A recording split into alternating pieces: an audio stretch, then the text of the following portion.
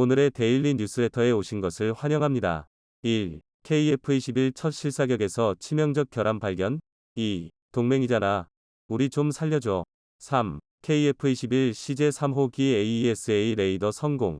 한번 진실을 알아봅시다. KF21 보라매가 최초로 무장시험을 성공적으로 마치며 공격 능력을 가진 진정한 전투기임을 전 세계에 증명하였습니다. 이대의 KF21 시제기가 출격하여 CJ2호기는 공대공 미사일 미티어의 시험탄을 분리하는 시험을, CJ3호기는 기총 사격을 실시하며 강력한 화력을 발휘하였습니다.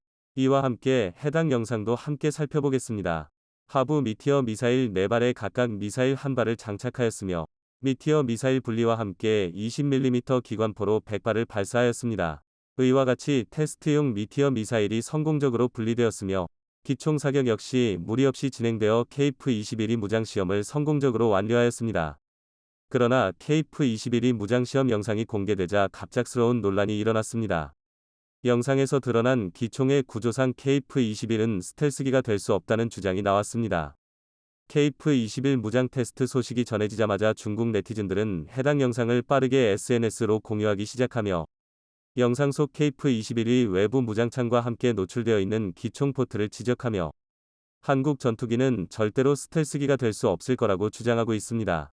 스텔스 무장창이 없는 스텔스 전투기는 없다. 모든 무기를 밖에 걸어둔 상태에서 스텔스가 가능한지. 키키윽. 내부 무장창의 경우 현재 설계가 진행 중인 단계이며 완전한 5세대 전투기로 거듭나는 비에로시 K3부터 적용될 예정이지만 기총 포트를 지적한 것은 반박하기 어려운 부분이었는데요. 현대에도 전투기에 있어서 기총은 빼놓을 수 없는 무장이지만 항상 개방되어 있어야 하는 기총의 총구로 인해 전투기의 RCS, 레이더 반사 면적가 높아지고 공기역학 구조가 방해받는 문제점이 있습니다. KF21 역시 기총 포트가 열려있는 문제를 해결하지 않으면 비에로시 K3로 개량을 거친다고 해도 진정한 스텔스 전투기가 될 수 없다는 것이죠.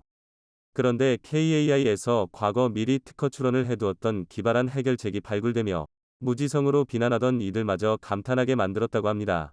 KAI에서는 지난 2020년에 이미 스텔스 성능을 염두에 두고 복합 소재를 활용한 기총 포트 커버 특허를 출원했었는데요.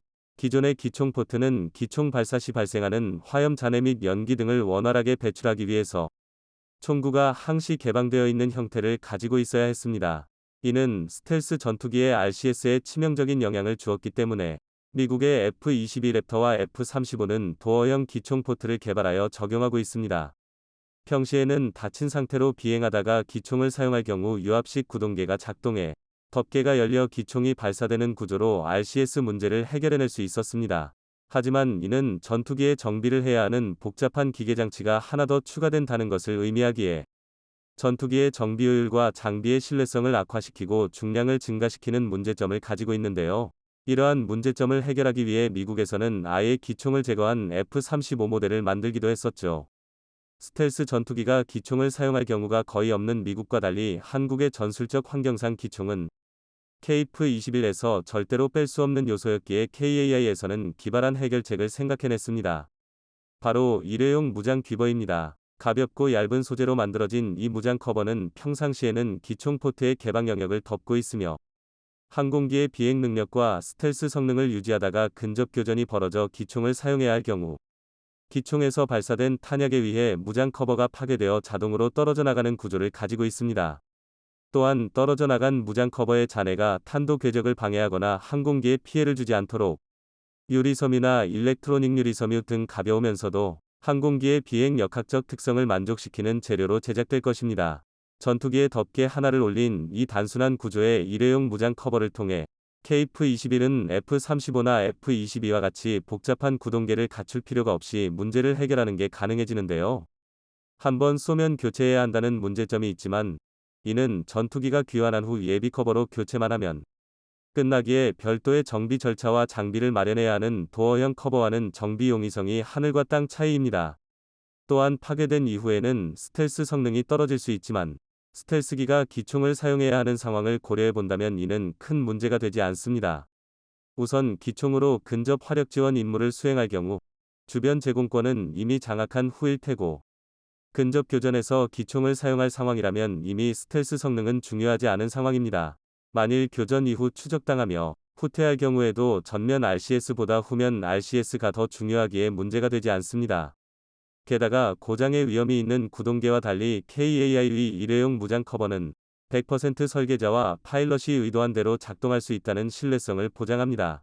간단해 보이는 해결책이지만 전투기 부품을 일회용으로 사용한다는 발상의 전환이 없었다면 나오지 못할 기술이었죠. KF-21에 탑재되어 있는 기총은 F-15, F-18, F-22에 장착되어 운용 중인 M61A2 발칸 게틀링 기관포인데요. 기존 M61 발칸 게틀링포를 경량화 및 현대화시킨 기관포로 그 최대 연사속도는 무려 분당 6,600발에 달합니다. 순식간에 수천 발의 20mm 탄으로 탄막을 형성시키며 목표물을 타격하는 게 가능하죠. 하지만 미사일과 레이더의 발전으로 대부분의 전투기 교전이 BVR, 시계외, 교전으로 이루어지는 상황에서 기총은 더 이상 필요 없다는 주장이 여러 번 나왔었는데요. 하지만 미군이 F-4위 기총을 제거했었다가 베트남전 당시 미국이를 상대로 공중전에서 처참하게 패배한 적이 있었고, 실시간으로 현대전의 패러다임을 바꾸고 있는 우크라이나 전쟁에서도 전투기 간의 도그 파이팅 교전이 벌어지는 장면이 목격되기도 하면서 오늘날에도 기총은 반드시 있어야 할 무장이라고 여겨지고 있습니다. 이번 무장시험에서 기총과 함께 미티어 미사일이 하부 반매립형 무장창에서 무사히 분리되는 장면이 공개되었습니다. 그리고 미티어 미사일과 함께 주목받았던 부분이 있었으니 바로 양주위 끝에 달려있던 두 개의 미사일인데요. 왼쪽 주익에 달려있는 붉은색 미사일은 진짜 미사일이 아닌 항공기의 무게 균형을 맞추기 위한 무게추 역할을 수행하는 더미 미사일이었고, 오른쪽 주익에 달려있는 미사일은 바로 독일제 단거리 공대공 미사일 아이리스-T였습니다. 본래 KF-21에는 현재 우리 군에서 주력 공대공 미사일로 쓰이고 있는 에임-9 사이드와인더 미사일이 장착될 예정이었습니다. 이미 대량으로 보유하고 있는 미사일인데다가 군수관리에도 유리하기 때문에 그대로 사용할 예정이었죠. 그러나 KF-21이 국산 AESA 레이더를 채택하면서 미국에서 공대공 미사일의 무장동합, 인트리그레이션이 불가하다고 일방적으로 통보해왔는데요. 난감한 상황에 처한 우리 군의 유럽 쪽에서 먼저 접촉을 해왔었고, 중거리 공대공 미사일로 영국의 미티어를, 단거리 미사일로 독일의 아이리스-T를 도입하게 되었습니다. 아이리스-T 미사일은 기존 나토 공대공 미사일의 표준으로 자리잡은 사이드와인더 미사일을 대체하기 위해 독일에서 개발된 미사일로 추력 편향 기술을 접목하여 사이드와인더를 뛰어넘는 성능을 갖추게 되었습니다. 최대 속도 마 3의 유효사거리는 25km에 달하는 아이리스-T 미사일은 우리 군이 운용하는 사이드와인더와 비교했을 때 목표 획득 거리가 4배, 탐색각은 3배, 추적 능력은 무려 6배나 향상되었으며 전파방해 대응 능력 ECCM과 적외선 교란 대응 능력 IRCCM이 향상되어 플레어와 같은 기만체계도 좀 더 효과적으로 대응할 수 있게 되었습니다. 또한 추력 편향 제어 기술이 도입된 아이리스-T는 조종사의 HMD 헤드 마운티드 디스플레이와 연계하여 360도 어느 방향으로도 공격이 가능한 5세대 대공미사일 기술을 도입했습니다. 즉 적 전투기가 어느 방향에 있더라도 조종사가 고개를 돌려 버튼 하나만 누르면 미사일 공격이 가능하다는 것입니다. 아이리스-T 미사일이 KF-21에 장착된 모습이 공개된 것은 이번이 처음이었는데요. 미티어 미사일에 이은 KF-21이 두 번째 공대공 무장으로 사이드와인더를 뛰어넘는 IRIS-T 미사일을 공개함으로써 향후 KF-21이 강력한 공중제압 능력을 갖출 것을 표명한 것이라고 볼 수 있을 것 같습니다. 한국 무기에 깊은 관심과 애정을 보이고 있는 폴란드 언론에서도 KF-21이 무장시험 성공 소식을 누구보다 빠르게 전했는데요. 기사를 본 폴란드 네티즌들은 이 프로그램에 합류하지 않는 건 밑바닥 없는 어리석은 판단이 될 것, 폴란드도 한국의 KF-21 프로그램에 참여하면 좋겠다며 KF-21 사업의 파트너가 되고 싶다는 소망을 드러냈습니다. 폴란드와 함께 한국 무기에 높은 관심을 보이고 있는 우크라이나 군사 언론 디펜스 익스프레스에서도 KF-21이 무장시험 소식을 전했고, 우크라이나 네티즌들은 한국의 대담한 개발 계획에 놀라움을 표했습니다. 그리고 앞서 KF-21 실사격 영상을 본 중국 네티즌들 중에서도 솔직하게 한국의 무기 개발 속도에 감탄을 드러내는 사람들도 많았는데요. 솔직히 말해 정말 아름답습니다. 스텔스기를 직접 개발하겠다고 나서서 빠르게 진전시키고 있는 한국의 공업 능력에 감탄하지 않을 수가 없다. 이 전투기는 서방의 주력 전투기가 될 것입니다. 이번 무장시험에서는 단 두 종류의 미사일을 장착하고 비행한 KF-21이지만 KF-21에 장착될 수 있는 무장은 현재 개발 중인 국산 미사일들까지 포함해 공대공, 공대지, 공대함 등 13종 이상의 무장을 장착할 예정입니다. 이처럼 강력한 무장을 갖추게 될 KF-21이 완전 스텔스화까지 이루어지는 비에로시 K3 개량을 마치고 실전 배치가 이루어진다면 아시아 최강의 공군은 한국이 보유하게 될 것이라 예상되고 있는데요. 전천후 육해공을 가리지 않고 적들을 초토화시킬 화력을 갖춘 보라매의 완벽한 비상을 손꼽아 기다려봅니다. 결국 대한민국이 제대로 코를 꿰게 생겼습니다. 최근 네로라는 세계 유수의 외신들이 혈안이 되어 달려드는 특종이 있는데요. 바로 대한민국의 우크라이나 전쟁 참전입니다. 이게 대체 무슨 소리냐 싶으실 텐데요. 그도 그럴 게 대한민국의 살무기 지원 금지 입장은 우크라이나 전쟁이 시작된 이후부터 지금까지 단 한 번도 변하지 않았습니다.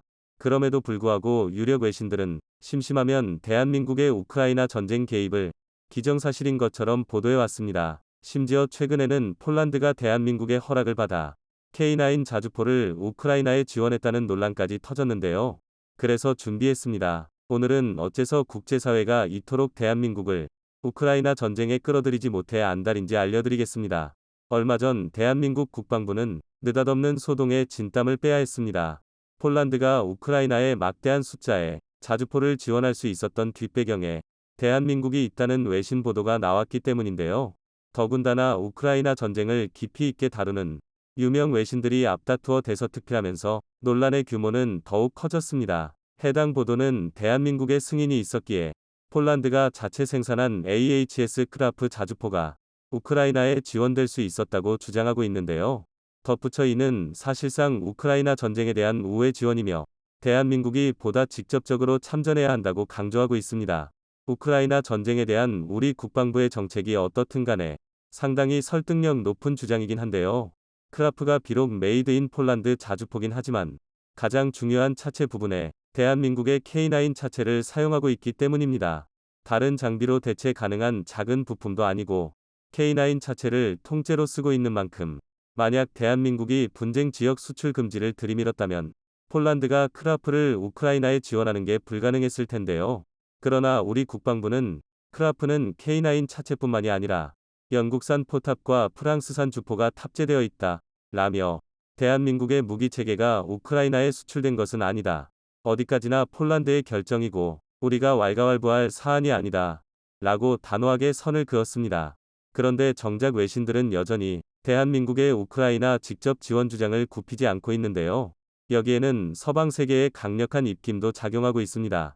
대한민국 무기체계의 우크라이나 직접 지원이 시작된다면 지금까지 역량 부족으로 허덕이고 있던 미국, 유럽의 전력 공백이 단박에 해결되리라 보고 있는 건데요.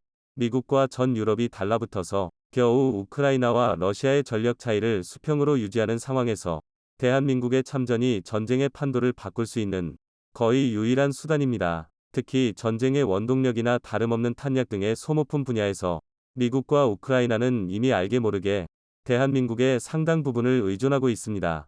일례로 지난 11월 이루어진 미국과 대한민국 간의 1차 155mm 10만 발 계약만 봐도 대한민국의 압도적인 포탄 생산 능력은 물론 우크라이나 우회 지원에 대한 암묵적 합의가 수반된 일이었습니다. 그리고 지난 2월 말에는 대한민국과 미 국방부가 2차 포탄 지원과 관련된 협상을 본격적으로 진행 중이라는 게 밝혀졌는데요. 물론 여전히 대한민국은 살 무기 지원 금지 방침을 유지하고 있습니다. 하지만 이 자체만으로도 대한민국은 국제사회에서 상당한 정치적 리스크를 짊어져야 하는데요. 미국과의 동맹 관계 때문이 아니라면 냉정하게 말해 대한민국이 우크라이나를 도울 이유는 없습니다. 하지만 양안 전쟁을 앞두고 내부에서부터 군수품 부족 문제가 터져나오고 있는 미국 입장에서 대한민국이 아니면 대책이 없는 상황입니다. 그렇기에 미국은 대한민국의 빚을 지면서까지 포탄을 수입할 수밖에 없는데요. 그 결과가 바로 서두에 말했던 대한민국 우크라이나 전쟁 직접 지원에 대한 국제사회의 요구입니다. 쉽게 말해 어차피 이렇게 된 거 적극적으로 전면에 나서서 우크라이나 전쟁을 조속히 끝내자는 것입니다. 특히 대한민국의 참전 여부가 중요한 이유는 미국의 3배가 넘는 포탄 생산 능력뿐만이 아닙니다.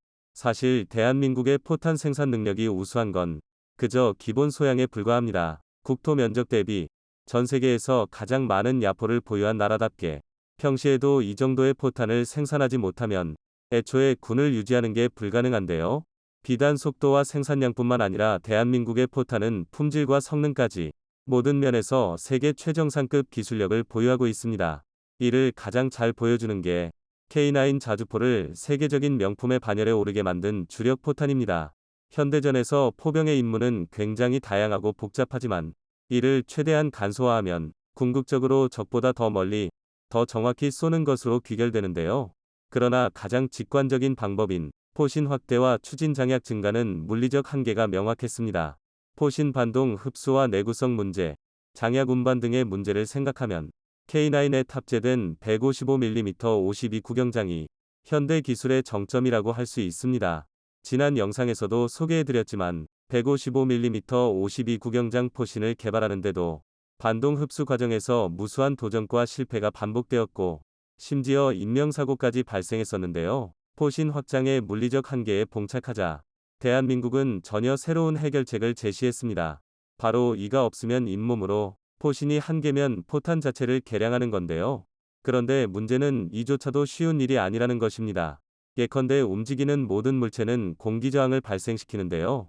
포탄의 경우 포구 속도만 초속 980m에 달할 정도로 속도가 너무 빠르기 때문에 공기를 찢고 날아가면서 진행 방향 후방에 진공 현상이 발생합니다.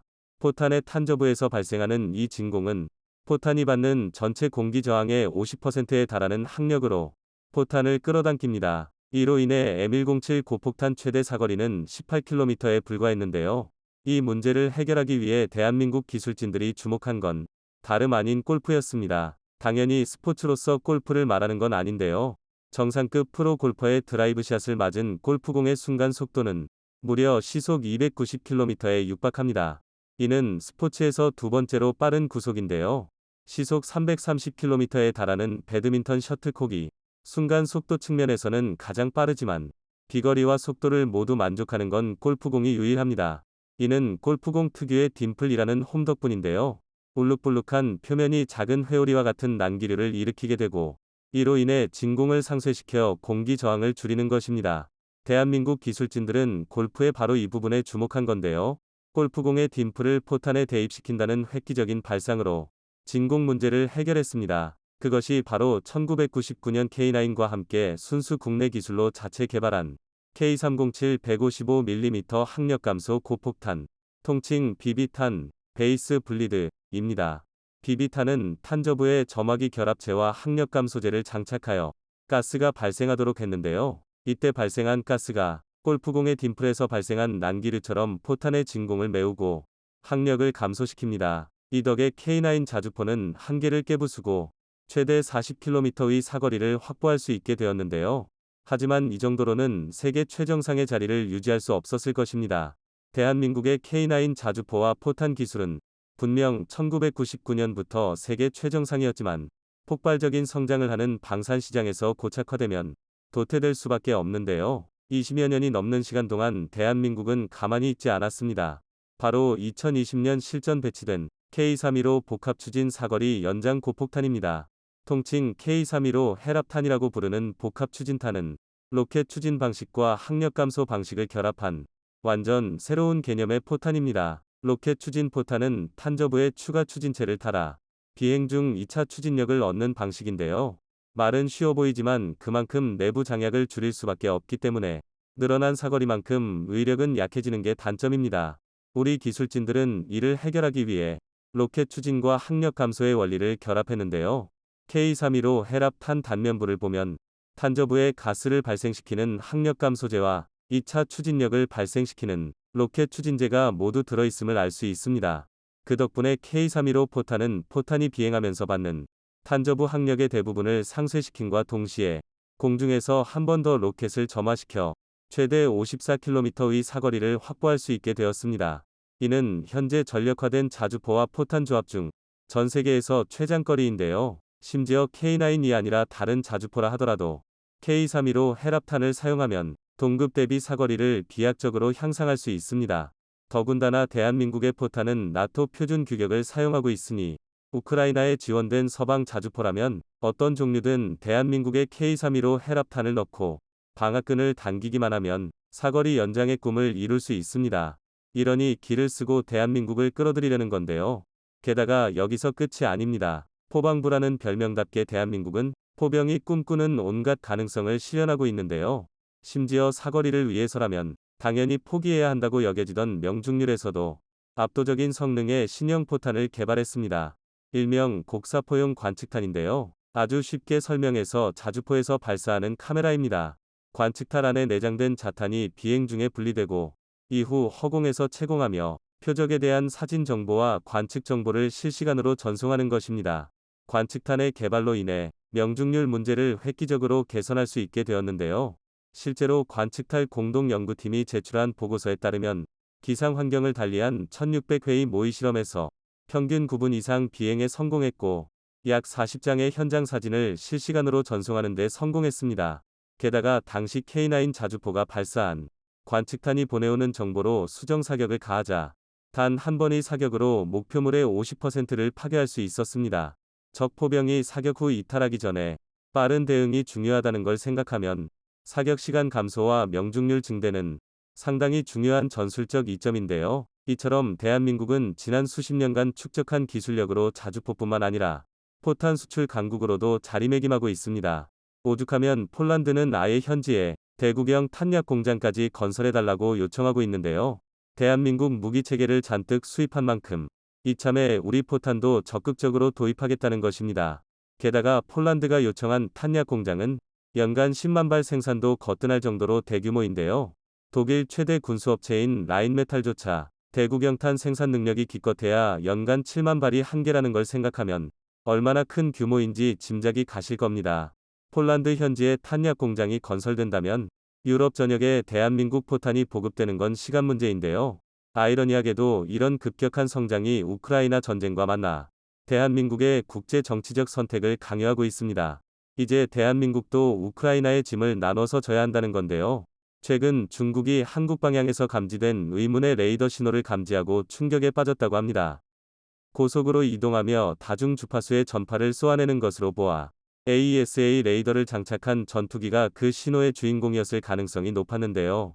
얼마 뒤 한국이 공개한 한 장의 사진을 통해 신호의 정체가 AESA 레이더를 탑재하고 시연 비행을 했던 KF-21이었음을 알게 되어 중국 내에서 논란이 되고 있다고 합니다. 시험 비행에서는 혹시 모를 불상사를 방지하기 위해 실물 레이더 대신 같은 무게의 더미를 장착시키는 것이 일반적인 관례. 그런데 한국이 시험 비행 단계에서 AESA 레이더의 실물을 장착했고 거기다 실제로 작동시켜 성능까지 테스트했다는 것은 중국한테는 뜻밖의 위협이었습니다.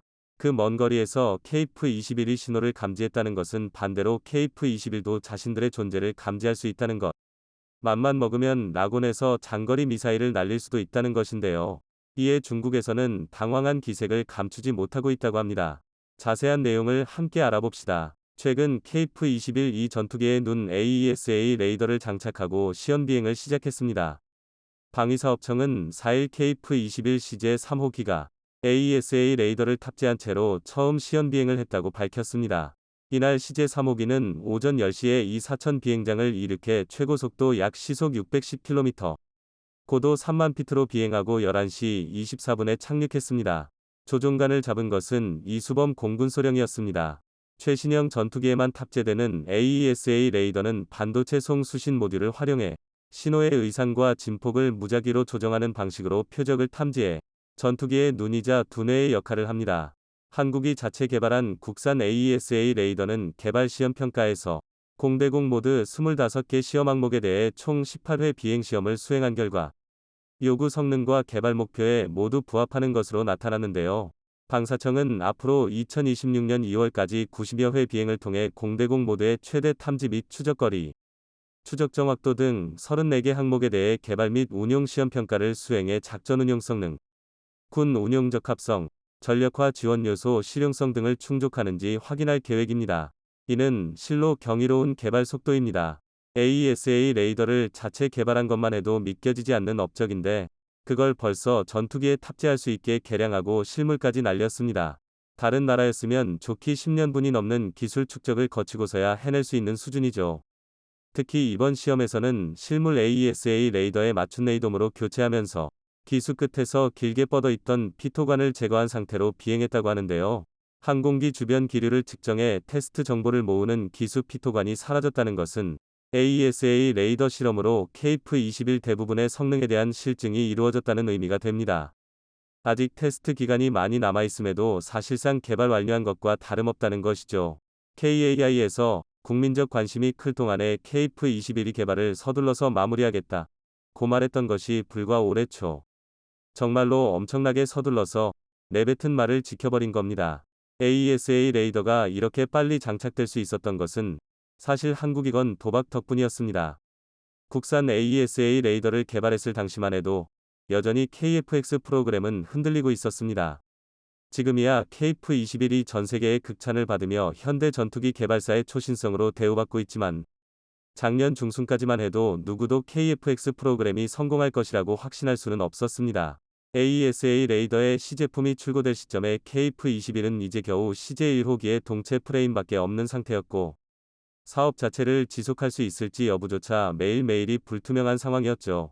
그럼에도 불구하고 한국은 AESA 레이더의 개발을 밀고 나갔습니다. 그걸 달고 날 전투기가 만들어지지 않을지도 모르는데 말이죠. KF-X 프로젝트가 성공하기 위해서는 차라리 기적을 일으켜야 한다고 해도 좋을 만큼 수많은 과제를 풀어야만 했습니다.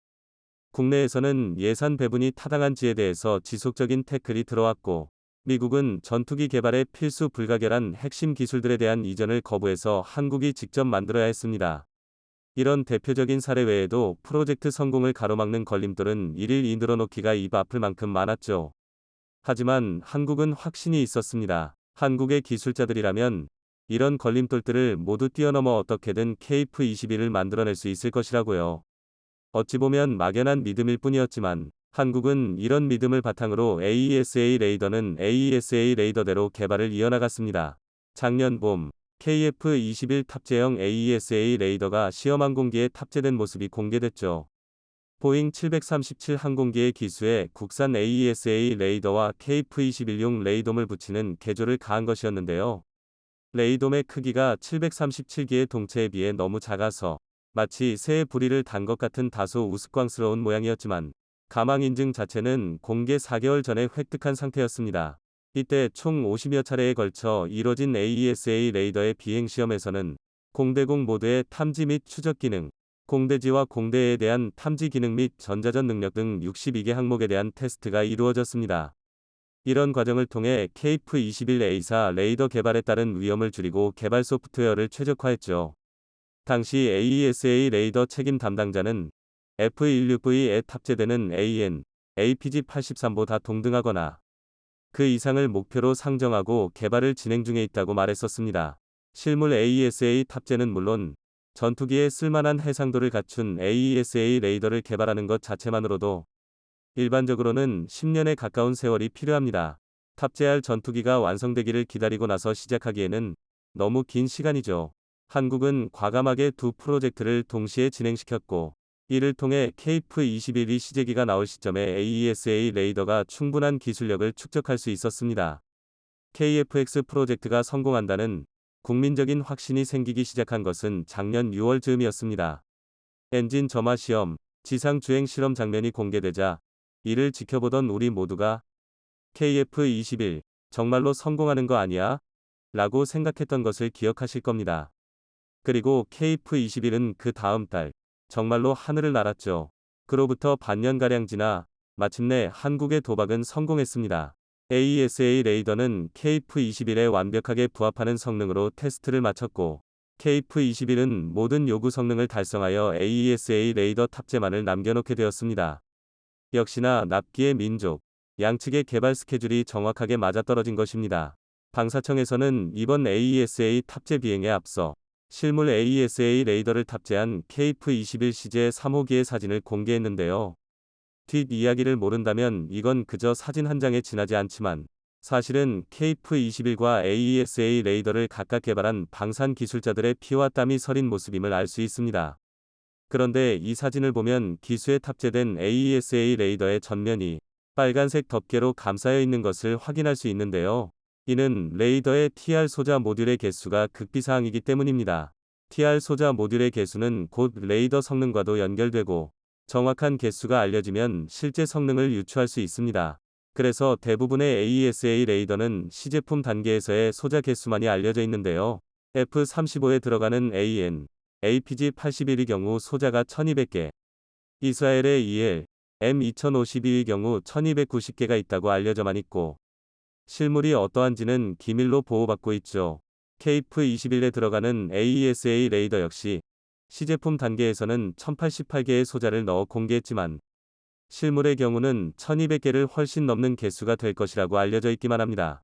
간만에 공식석상에 등장한 국산 AESA 레이더는 벌써 기밀사항으로 보호되고 있었습니다.